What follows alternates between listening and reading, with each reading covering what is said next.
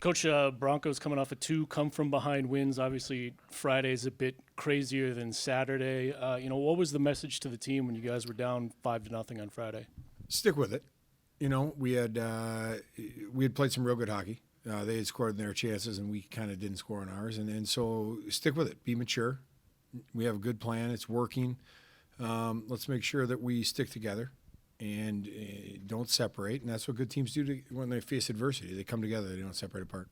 Friday, Saturday, another big shot advantage for the Broncos. How do you keep the team from getting frustrated when their goalie's performing well or they're just not going in?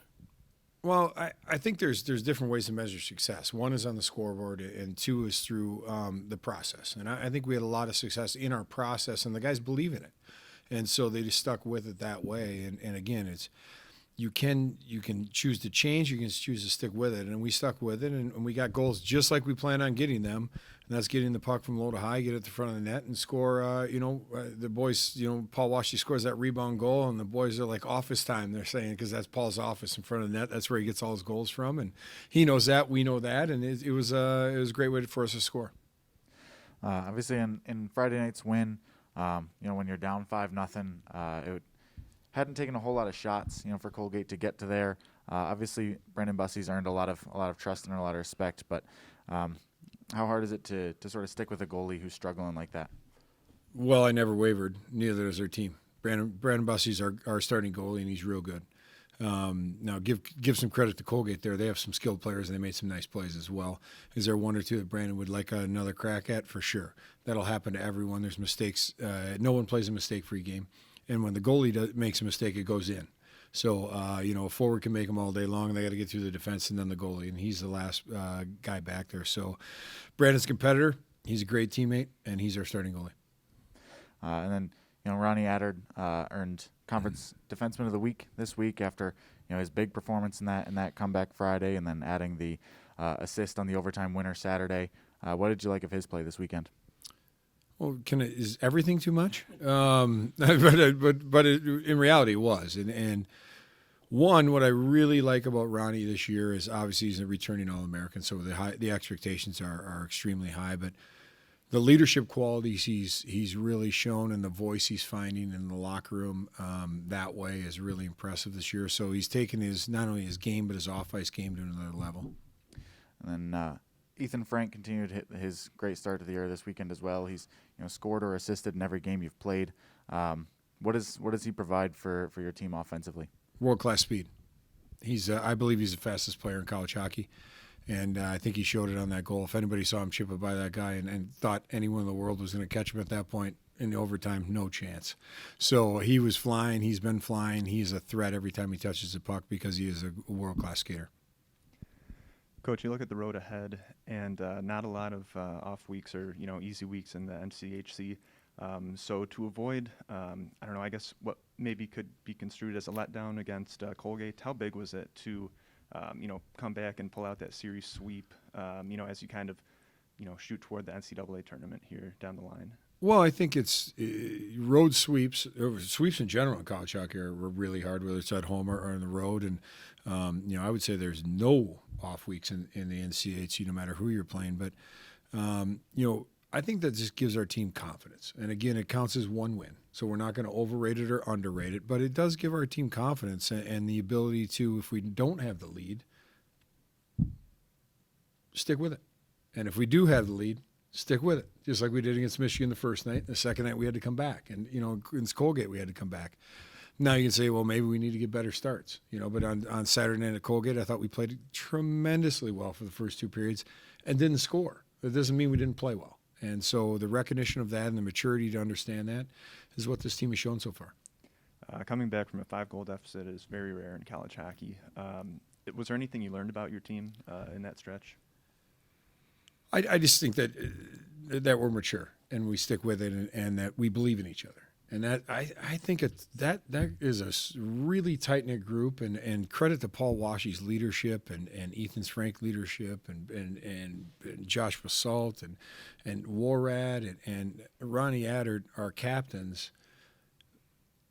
They're inclusive. and they bring everyone in. If somebody's not fitting in our locker room, they make sure they're part of it. So every guy, even the guys not playing, are part of our team, and we got a great culture here, much because of our great leadership.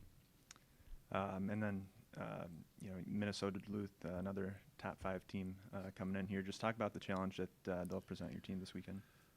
Well, it's always great matchups with Duluth. I mean, there's well coaches. They come in the country. Obviously, they've got Coach Sandlin's got 3 national championships and an overtime loss in a national championship game, and consistently in the top 5 in the country for I don't know how long, feels like forever now. But they look a lot like us, I think. They're a mature team. They have 5-ish super seniors. We have 3. They play real hard and make it hard on opponents. We play hard. They may be a little more skilled version of us, but I think we look at them, they look at us. We look a lot like each other, so it should be a heck of a weekend.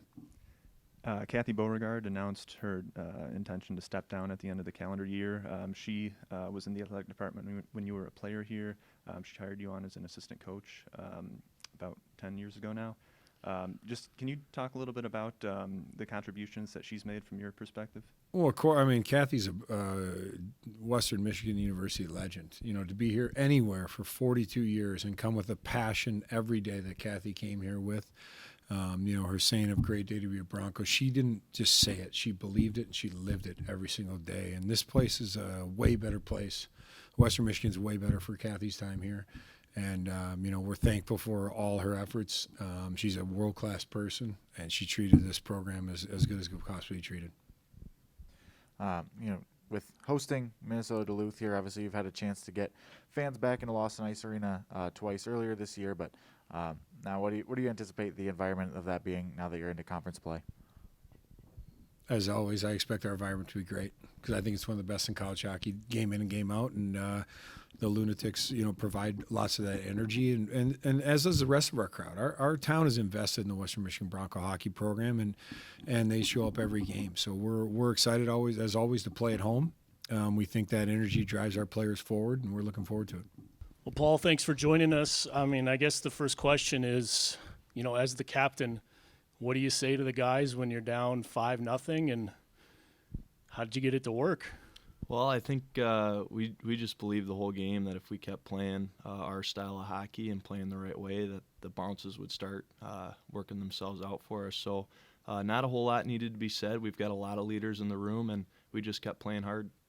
What was the feeling after those 2 really quick goals at the end of the second period? Well, I think that was big for us. You could feel a little bit of the game shift. We felt like we found a way to put 2 in the net. So going into the third, we felt really good that we could continue that success. Obviously, you had that success on Friday night. Followed that up with a much more defensive battle on Saturday, where you scored your team's only goal in regulation. Walk through that goal. What was that like to be able to tie that game there? Well, it felt great. We were doing a lot of good things in that game, and their goalie played very well. So to break the ice like that was huge. And, we thought we were going to win it in regulation. We ended up getting it in overtime, but we did a lot of good things in that game.